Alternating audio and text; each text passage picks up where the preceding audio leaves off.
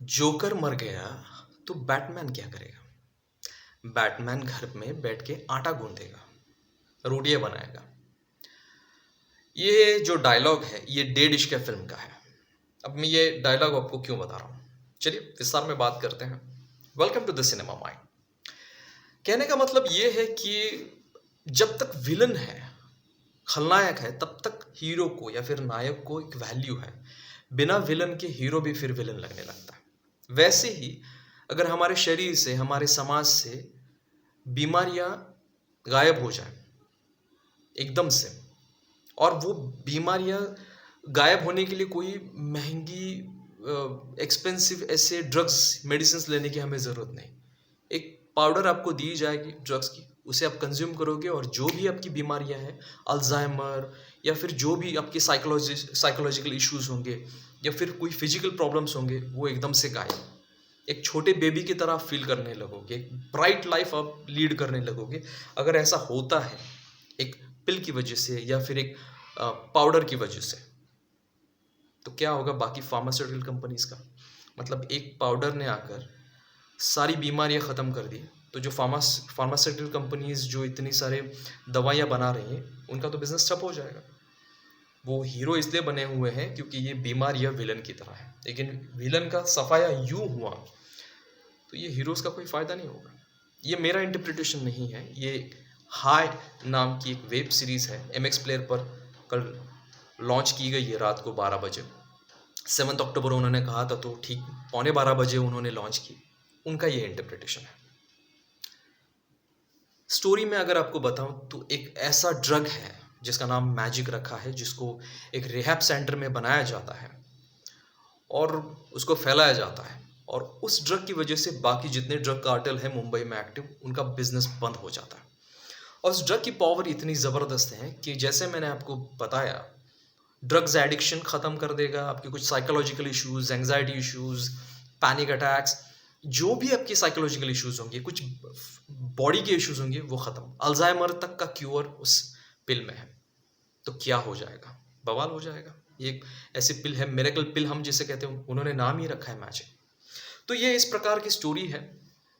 इस ऐसे पिल जब मार्केट में आती है या वो पाउडर जब मार्केट में आती है, तो क्या होता है उससे जुड़े हुए, उस फार्मास्यूटिकल कंपनी से जुड़े हुए लोग या फिर एक ड्रग कार्टेल से जुड़े हुए लोगों की फिर क्या रिएक्शन होती है, क्या क्राइम्स उसकी वजह से बढ़ते हैं, आम लोगों पर उसका क्या असर होता है, जर्नलिज्म में उसका क्या असर होता है, उनके लिए तो एक नई स्टोरी है। पूरा सिस्टम हिलाने की ताकत उस छोटी से पिल में या वो उस पाउडर में है। इस प्रकार की ये स्टोरी है। इसमें रणवीर शौरी है, अक्षय ओबेरॉय है, प्रकाश बेलावड़ी है, मृण्मयी गुडबुले है और बहुत सारे एक्टर्स हैं। अक्षय ओबेरॉय ने इसमें एक जंकी का रोल प्ले किया है, ड्रग्स एडिक्ट है और हर प्रकार का नशा वो करता है, और उसके पीछे की वजह ही है कि उसने अपने आंखों के सामने अपने माँ बाप को सुसाइड करते हुए देख लिया है। तो इतना रीज़न तो उसके लिए स्ट्रांग है कि वो हर प्रकार का नशा करता है। रणवीर शौरी एक हिटमैन का काम करता है एक फार्मास्यूटिकल कंपनी के लिए। जो चीज़ वो डील कर सकता है, सीधे सीधे बात करके वो डील करेगा, अदरवाइज आदमी को मार देगा। वो भी हॉन्टेड है, एक चलता फिरता लाश की तरह वो घूमता रहता है। उसे पैनिक अटैक्स आते हैं, एंग्जाइटी अटैक आता है, क्योंकि पुरानी ज़िंदगी से वो सो नहीं पाता। एक ड्रग डीलर है जो पूरे मुंबई पे कंट्रोल करना चाहता है, और इस तरह की, और एक रिहैब है। ये सारे लोग एक दूसरे से इस पिल की वजह से जुड़ जाते हैं।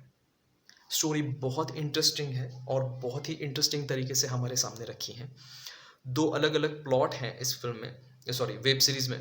जब एपिसोड शुरू होता है तो शुरुआत में 1917 में, जिसकी वजह से ये मैजिक नाम का ड्रग बना, वो पौधा खोजने से लेकर उस पर रिसर्च करने तक का एक, और फिर वो रिसर्च ख़त्म होने के बाद उनका ही साथी उन्हें कैसे चीट करता है, फार्मास्यूटिकल कंपनीज उनके कैसे पीछे पड़ती है, ये दिखाया है हर एक एपिसोड में।